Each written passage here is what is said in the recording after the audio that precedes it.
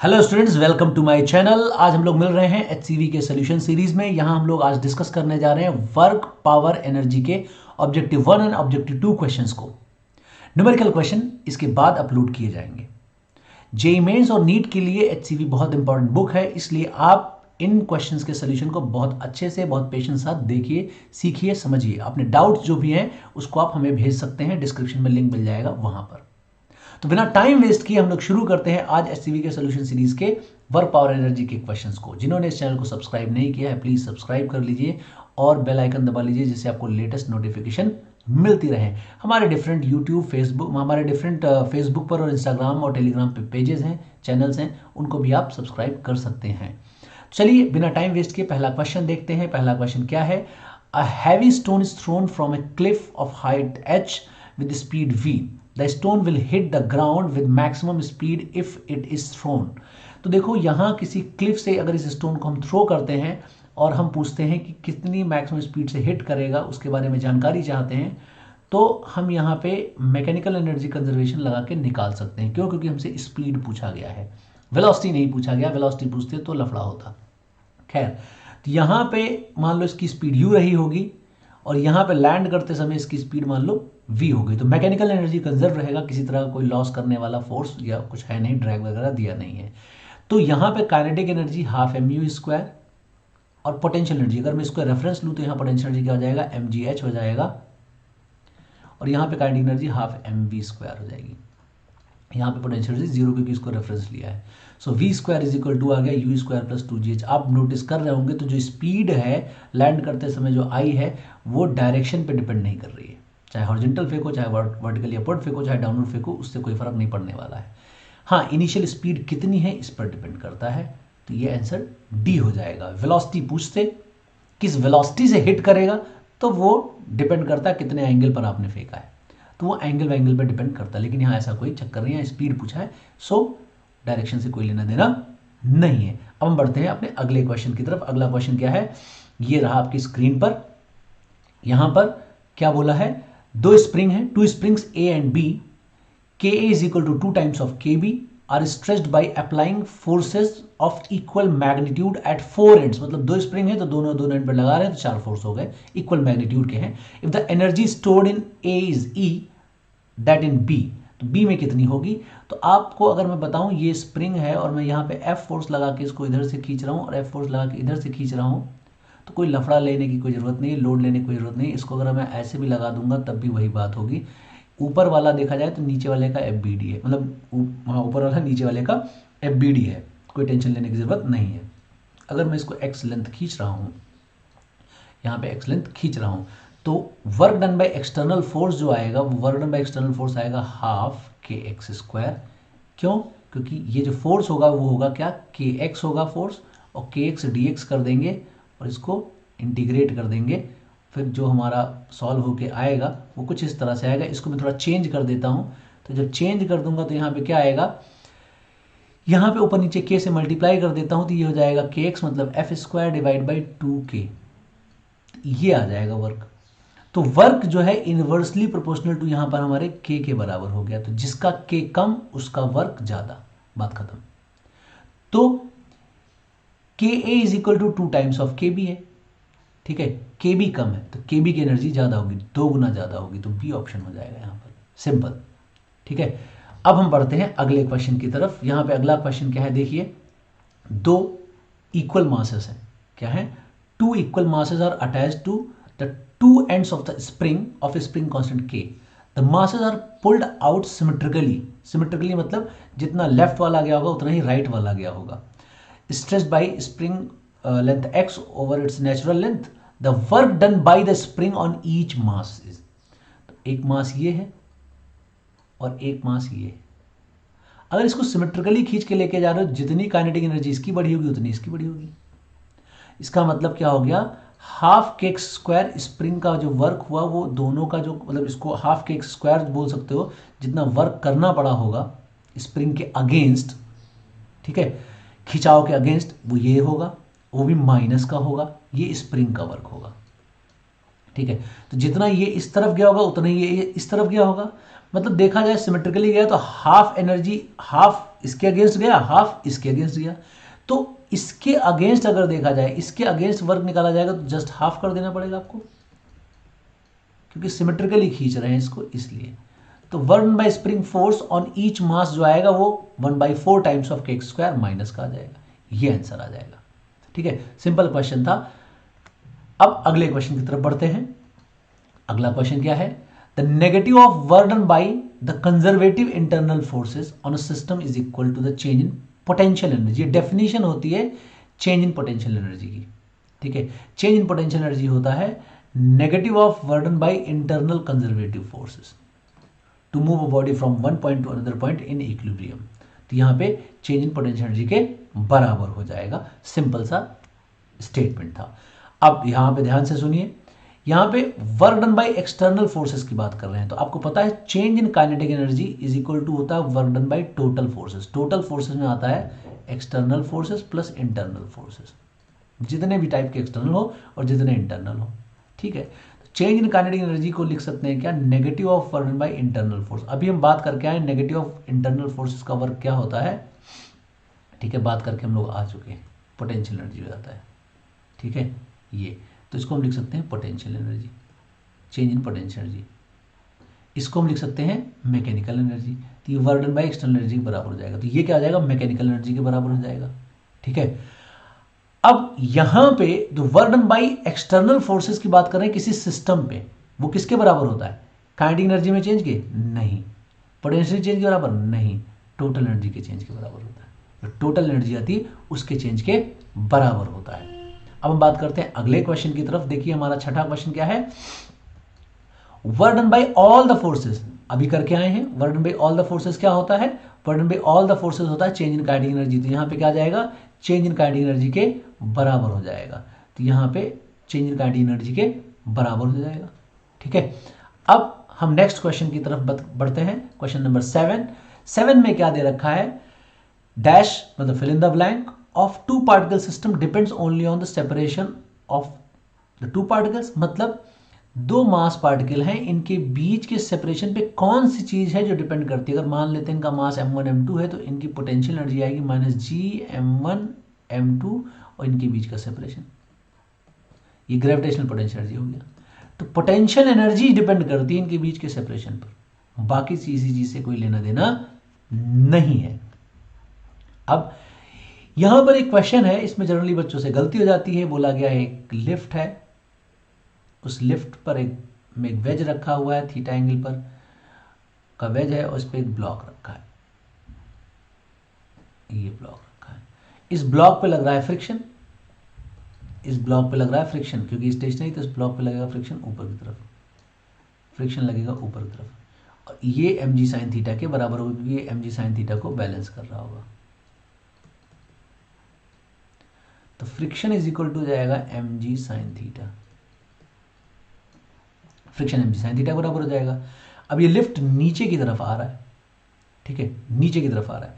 तो T time में lift कितना चल लेगा? ये पूरे लिफ्ट में रखा हुआ है तो लिफ्ट टी टाइम में नीचे आ जाएगा इतना लेंथ, ये इतना लेंथ नीचे आ जाएगा, वीटी लेंथ नीचे आ जाएगा। तो देखा जाए यहां फ्रिक्शन है और ये वीटी लेंथ आ गया यहां पर, ये इतना एंगल जो हो जाएगा वो 90 प्लस थीटा के बराबर हो जाएगा। ठीक है, ये एंगल 90 प्लस थीटा के बराबर होगा, ये वाला एंगल, ये 90 प्लस थीटा बराबर होगा। तो अब यहां वर्क क्या हो जाएगा? वर्क आ जाएगा F V T cos 90 plus theta, cos 90 plus theta मतलब माइनस साइन थीटा। तो ये इतना वर्क आएगा, एफ की value M G sine theta. तो ये M G V T sine theta यहां का, और ये sine theta sine square theta, लेकिन माइनस का, ये आ जाएगा। तो वर्क की वैल्यू क्या आएगी? M G V T sine square theta,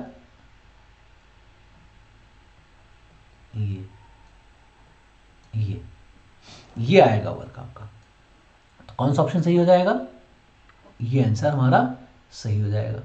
अब हम बढ़ते हैं अपने अगले क्वेश्चन की तरफ। क्वेश्चन क्या है देखिए आप, यहां पे दे रखा है अब ब्लॉक है जिसका मास m है, स्लाइड करता है down on vertical circular track, ये वर्टिकल सर्कुलर ट्रैक है, ठीक है। और यहां पे एक ब्लॉक मान लो स्लाइड कर रहा है ऐसे, ऐसे स्लाइड कर रहा है। तो देखा जाए ये किसी इंस्टेंट पर यहाँ पर सेंट्रीपिटल एक्सेलरेशन इधर होगा, जिसको रेडियल एक्सेलरेशन बोलते हैं, यहाँ पे इधर होगा। तो ये अगर रेडियल एक्सेलरेशन अगर इस समय होगा तो यहाँ पे एक एक कंपोनेंट होगा, एक वाई कंपोनेंट होगा। तो इसका मतलब ये एक्स और वाई डायरेक्शन में यहाँ इक्विलिब्रियम में नहीं है, मतलब वर्टिकल और हॉरिजॉन्टल डायरेक्शन में इक्विलिब्रियम में नहीं है। रेडियल डायरेक्शन में तो इसका एक्सेलरेशन है ही, तो देखा जाए तो रेडियल में भी इक्विलिब्रियम में नहीं है। तो नन ऑफ दीज हो जाएगा। सिंपल सा क्वेश्चन है, बस थोड़ा ध्यान से समझने की बात है। एक पार्टिकल को रोटेट करते हैं वर्टिकल सर्कुलर ट्रैक पर, ठीक है, कनेक्ट करते हैं स्ट्रिंग से जिसकी लेंथ है एल। अब ये जब स्ट्रिंग जो है हॉरिजॉन्टल थी यहां पे इसको कितनी वेलोसिटी दे दी जाए, नीचे की तरफ या ऊपर तरफ, जिससे ये वर्टिकल सर्कुलर मोशन कंप्लीट कर ले। यहां पे आएगा तो वर्टिकल सर्कुलर मोशन करने के लिए नीचे √5 वेलोसिटी होनी चाहिए। अगर आप ऊपर तरफ मान लेते तो ऊपर तरफ √GR बोल देते, ठीक है। ठीक है, तो अब यहाँ पे GR हम GL लिख देते हैं क्योंकि L लिया है ना, ये आ जाएगा। अब इस जगह पे मैकेनिकल एनर्जी कंजर्वेशन लगा लो, ½ mv²। क्यों एनर्जी क्यों कंजर्व रहेगी, क्योंकि किसी तरह का कोई गड़बड़ी नहीं है और इतनी ऊंचाई पर है, तो mgl हो जाएगा इज इक्वल टू ½ m5gl। तो ये जो v आएगा, ये v आएगा √3gl, ये v आएगा √3gl, ये c हो जाएगा। बिल्कुल सिंपल सा। अब ये तो थे ऑब्जेक्टिव 1 क्वेश्चंस। अब हम बढ़ते हैं ऑब्जेक्टिव 2 क्वेश्चंस की तरफ, ठीक है, जो मोर देन 1 करेक्ट आंसर वाले होते हैं। अब देखिए, एक हैवी स्टोन है, इसको थ्रो करते हैं किसी क्लिप से जिसकी ऊंचाई h है। अब ये the speed with which it hits the ground, उसके बारे में बात कर रहे हैं। अभी हमने अब करके बताया था ऑब्जेक्टिव 1 में कि v² इज इक्वल टू होता है u² + 2gh। डायरेक्शन से कोई लेना देना नहीं होता है, स्पीड ऑफ प्रोजेक्शन पे डिपेंड करता है, और 2gh ज़्यादा ही होता है v²। Independent of speed of projection गलत है, मे बी स्मॉलर गलत है। अगला question, the total work done on particle is equal to change in its kinetic energy. जो टोटल वर्क डन होता है किसी पार्टिकल पर, वो चेंज इन काइनेटिक एनर्जी के बराबर होता है। बिल्कुल सही बात है, और हमेशा होता है, कभी ऐसा नहीं कुछ कंडीशन भी हो। तो इसका मतलब ये हमेशा होता है, कोई कंडीशन नहीं। Change in kinetic energy is equal to total work done, बात खत्म। इसी से 90% क्वेश्चन एससीवी के भी हो जाएंगे और डिफरेंट बुकलेट और पैकेजेस के भी क्वेश्चंस आपके हो जाएंगे। अब हम बढ़ते हैं नेक्स्ट क्वेश्चन की तरफ। अगला क्वेश्चन क्या है, देखिए, a particle is acted upon by a force of constant magnitude which is always perpendicular to the velocity of the particle. The motion of the particle takes place in a plane. तो अगर आपके पास velocity के perpendicular हमेशा force लग रहा है, इसका मतलब ऐसा हो सकता है कि यूनिफॉर्म सर्कुलर मोशन हो, ऐसा। और इसमें जो फोर्स है वो हमेशा वेलोसिटी परपेंडिकुलर लग रहा है, दैट इज सेंट्रीपिटल फोर्स। तो ट्रैक तो इसका सर्कुलर होगा। अब फोर्स वेलोसिटी के परपेंडिकुलर है, इसका मतलब किसी तरह का कोई पावर डिलीवर नहीं हो रहा है, कोई वर्क नहीं हो रहा होगा, तो कोई काइनेटिक एनर्जी में चेंज नहीं होगा। तो इसकी काइनेटिक एनर्जी कांस्टेंट रहेगी। वेलोसिटी कांस्टेंट मैंने तो बोला नहीं। क्यों वेलोसिटी कांस्टेंट नहीं होगा? क्योंकि इसकी डायरेक्शन बदल रही है। एक्सेलरेशन क्यों नहीं कांस्टेंट होगा? क्योंकि सेंट्रीपिटल एक्सेलरेशन कभी नीचे है, कभी इधर है, कभी इधर है, कभी इधर है। तो आंसर सी और डी होगा। ठीक है, यहां फोर्थ क्वेश्चन में दे रखा है, क्या दिया हुआ है यहां पे देखिए, consider the two observers moving with respect to each other at a speed v along straight line. इनके रिस्पेक्ट में, एक दूसरे रिस्पेक्ट में इनकी स्पीड कांस्टेंट है। ठीक है, तो दोनों सेम एक्सेलरेशन भी चल सकते थे, बिना एक्सेलरेशन भी चल सकते थे, क्योंकि रिलेटिव एक्सेलरेशन 0 है। They observe a block of mass m moving a distance l on rough surface. तो जैसे ये ब्लॉक है, ये आदमी है, यहाँ एक आदमी ये है, ऑब्जर्वर है अपना, और ये इधर चल रहा था u से, और ये इधर चल रहा था u + v से। अब हो सकता है इनका एक्सेलरेशन हो भी, हो सकता है इनका एक्सेलरेशन ना भी हो, क्योंकि रिलेटिव एक्सेलरेशन 0 है, तभी तो कांस्टेंट वेलोसिटी से चल रहे हैं एक दूसरे के रिस्पेक्ट में। इसकी वेलोसिटी मान लेते हैं v1 है। समझाने के लिए मान लो डेटा ले लेते हैं, ये 2 है, ये आपका 6 है, और ये आपका 10 है। तो देखो, इसके रिस्पेक्ट में इसकी स्पीड आ गई 4, इसके रिस्पेक्ट में इसकी स्पीड आ गई -4। मतलब एक इस तरफ जा रहा होगा तो एक इस तरफ लगेगा, जा रहा है इस तरफ, है ना। चलो ठीक है, अभी क्या ये धीरे धीरे रिटार्ड हो रहा होगा भाई। अगर इस पे चल रहा होगा तो एक्चुअली ये रिटार्ड हो रहा होगा, ग्राउंड के रिस्पेक्ट में है, तो ये रिटार्ड होकर मान लो इसकी वेलोसिटी हो गई कितनी, इसकी वेलोसिटी हो गई 4 हो गई मान लो। ये तो मान लो इनका एक्सेलरेशन 0 मान लेते हैं, अभी एक्सेलरेशन 0 मान लेते हैं एक बात को, तो इसके रिस्पेक्ट में इसकी वेलोसिटी घट गई, इसके रिस्पेक्ट में इसकी वेलोसिटी बढ़ गई, तो मतलब रिलेटिव काइनेटिक एनर्जी देखा जाए तो बढ़ गई, और यहां घट गई, यहां पे बढ़ गई, तो काइनेटिक एनर्जी सेम तो नहीं होगी। एक केस हो गया ना जहां सेम नहीं होगी, पॉसिबिलिटी है सेम भी हो जाए, वो हमें मतलब नहीं है।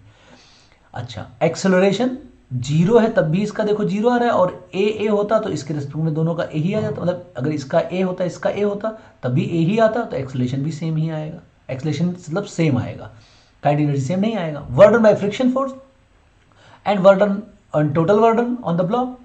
अब अगर मान लो इसका एक्सेलरेशन 0 लिया तो फ्रिक्शन ही तो इसकी काइनेटिक एनर्जी चेंज कर रहा था, अब काइनेटिक एनर्जी रिलेटिव डिफरेंट आ रही है, तो ऑब्वियस है वर्डन बाय फ्रिक्शन फोर्स डिफरेंट होगा, सेम नहीं होगा। टोटल वर्क डन भी वही होगा, वो भी डिफरेंट ही आएगा। एक्सेलरेशन ले लेंगे तो भी सूडो फोर्स और फ्रिक्शन का मिला के वर्क देखेंगे तो भी डिफरेंट आएगा, तो यहां पे क्या हो जाएगा, केवल एक्सेलरेशन इसका सेम नजर आएगा। अब अगले क्वेश्चन की तरफ बढ़ते हैं।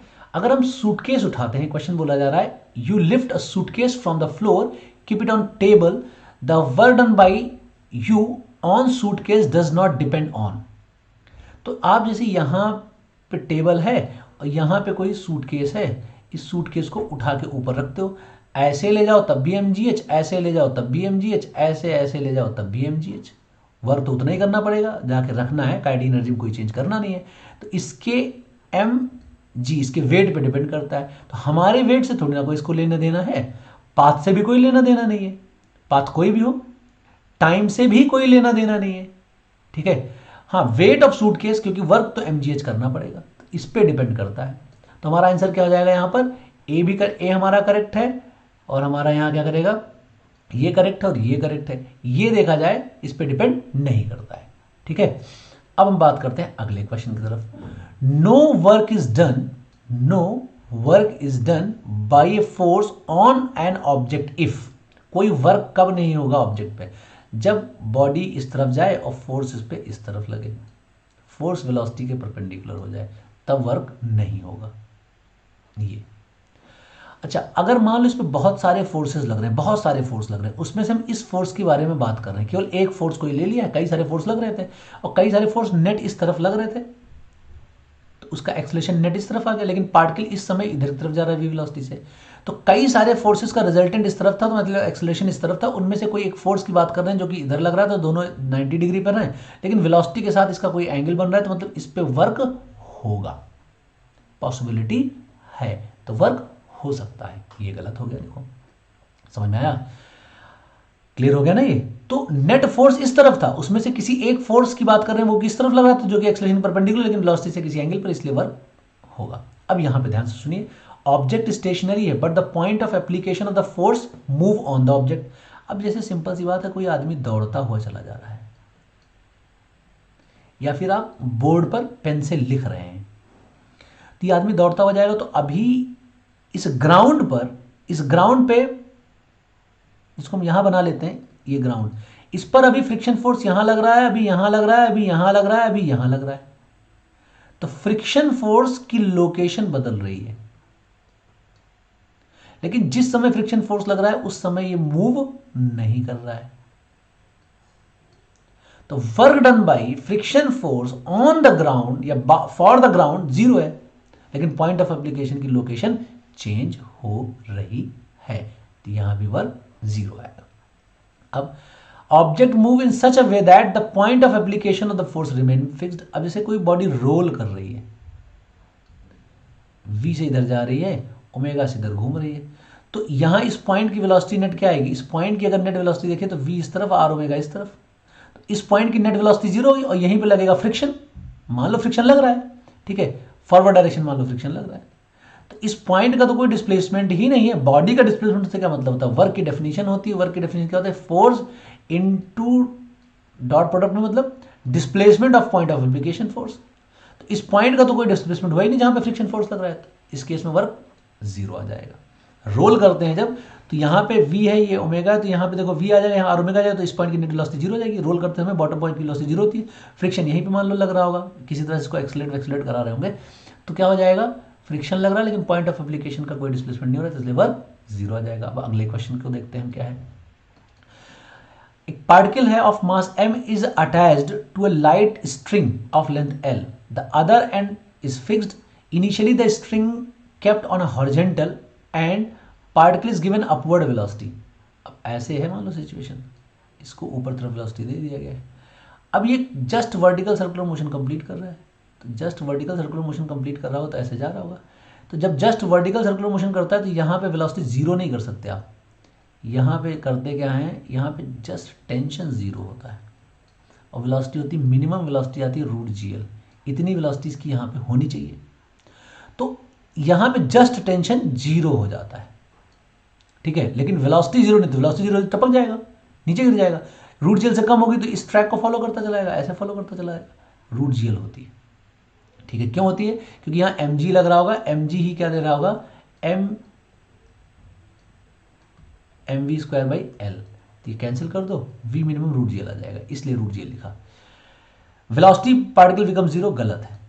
Kinetic energy of ball initial position, यहाँ पे काइनेटिक एनर्जी हाफ mv² होगा, यहाँ mgl होगा प्लस ये √gl, तो यहाँ काइनेटिक एनर्जी क्या लिखी जाएगी, half mv² is equal to mgl के साथ साथ यहाँ पे हाफ mv मिनिमम स्क्वायर, ये भी चाहिए हमें, ठीक है। तो mgl के बराबर नहीं होगा, गलत है। Particle again crosses the initial position, अब यहाँ से आएगा वर्टिकल सर्कुलर मोशन कर रहा तो घूमते घूमते घूमते घूमते यहाँ नहीं आएगा क्या, आएगा, तो इसको भी क्रॉस करेगा। 8th क्वेश्चन, सिंपल बढ़िया क्वेश्चन, क्या है, kinetic energy of particle continuously increase कर रहा है, काइनेटिक एनर्जी लगातार इंक्रीज कर रहा है, इसका मतलब पॉजिटिव वर्क हो रहा है, पॉजिटिव वर्क हो रहा है, इसका मतलब क्या, resultant force on a particle must be parallel to the, must be तो बहुत गड़बड़ चीज है, एक्यूट एंगल भी तो लगा सकते थे। The resultant force on a particle must B angle less than 90 all the time, सही है, एक्यूट एंगल लगना चाहिए, ठीक है। It's height above the ground level must be, must क्यों है भाई, कॉन्टिन्यूसली डिक्रीज करने की गारंटी थोड़ी ना है कि नीचे आएगा तो इसकी काइनेटिक एनर्जी बढ़ेगी ही, क्यों, मान लो ऊपर कोई फोर्स लगा रहा है F और यहाँ लगा रहा है mg, तो ये कांस्टेंट वेलोसिटी से नहीं आ सकता क्या, तो ये गलत है, डिक्रीज होना कोई जरूरी नहीं है। The magnitude of its linear momentum increase, kinetic energy को हम लिख सकते हैं p²/2m, मास तो चेंज हो नहीं रहा, काइनेटिक एनर्जी बढ़ रहा है तो ऑब्वियसली लीनियर मोमेंटम भी बढ़ रहा होगा, सिंपल सी बात है, ठीक है। तो आंसर क्या हो जाएगा इसका, हमने यहाँ टिक नहीं किया तो आप कंफ्यूज कर जाएंगे, क्यों, लोग कर देते हैं टिक, ये है ना। अगला question, one end of light spring constant k is fixed to the wall, the other end is tied block of block placed on a smooth horizontal surface। तो हम ये सिचुएशन बना लेते हैं भाई, ऐसे है, ये x इज इक्वल टू 0 है। अब अगर इसको आप खींच के छोड़ोगे तो स्प्रिंग फोर्स इधर लगेगा और जाएगा भी इधर ही, तो वर्क पॉजिटिव आएगा। दबा के छोड़ोगे तो खुलेगा इधर की तरफ, डिस्प्लेसमेंट इधर की तरफ है, फोर्स भी इधर की तरफ है, तो भी पॉजिटिव वर्क आएगा।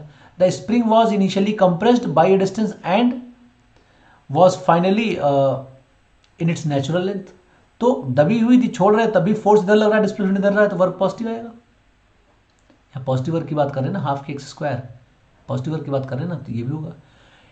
इनिशियली स्ट्रेच थी, रिलैक्स हो रही है, तभी पॉजिटिव वर्क की बात होगी, क्योंकि वापस आएगा। इनिशियली नेचुरल लेंथ पे खींच रहे हो, दबा रहे हो, जब दबाओगे तो क्या जाएगा, लेके इस तरफ जाओगे, और फोर्स खुलना चाहेगा तो इस तरफ लगेगा, दोनों अपोजिट लगेंगे तो वर्क नेगेटिव हो जाएगा। खींचोगे तो ले इस तरफ जा रहे हो, स्प्रिंग फोर्स इस तरफ लगेगा तो भी नेगेटिव आएगा, ठीक है। तो आंसर ए भी हो जाएगा। अब बात करते हैं 10th क्वेश्चन की। देखिए, एक ब्लॉक है, इसका मास m है, हैंग कर रहा है ओवर स्मूथ लाइट पुली, ऐसे, और इसको किसी फोर्स F से खींच रहे हैं ऐसे, ठीक है। तो यहाँ F फोर्स से खींचोगे तो यहाँ टेंशन जो है F के बराबर हो जाएगी, टेंशन तो F के बराबर हो जाएगी, ठीक है। और यहाँ पे टेंशन लगेगा और यहाँ पे लगेगा mg, ये हो जाएगा। The other end is pulled by force इतना, the kinetic energy of the block is increase by 20 joule, तो इसकी काइनेटिक एनर्जी बढ़ी, तो मतलब टेंशन और वेट का जो रिजल्टेंट है, टेंशन और वेट का जो रिजल्टेंट है, उसने जो वर्क किया होगा वो 20 जूल किया होगा। तो work done by tension plus work done by force is equal to 20 joule. खाली टेंशन नहीं, खाली ये नहीं, दोनों का मिला के 20 जूल, ठीक है। ये डी ऑप्शन गलत है, सी ऑप्शन गलत है, टेंशन F के बराबर होगा, सही है। टेंशन mg बराबर होगा, ये बात गलत है।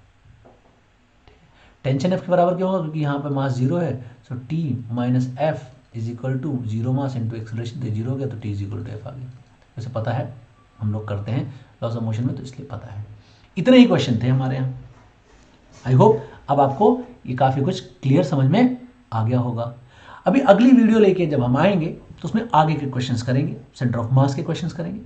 तब तक आप इस चैनल को अच्छे से देखते रहिए, अच्छे से क्वेश्चंस देखते रहिए। कोई डाउट है तो बिना हिचक पूछते रहिए और अपने दोस्तों में भी शेयर करते रहिए। Thank you.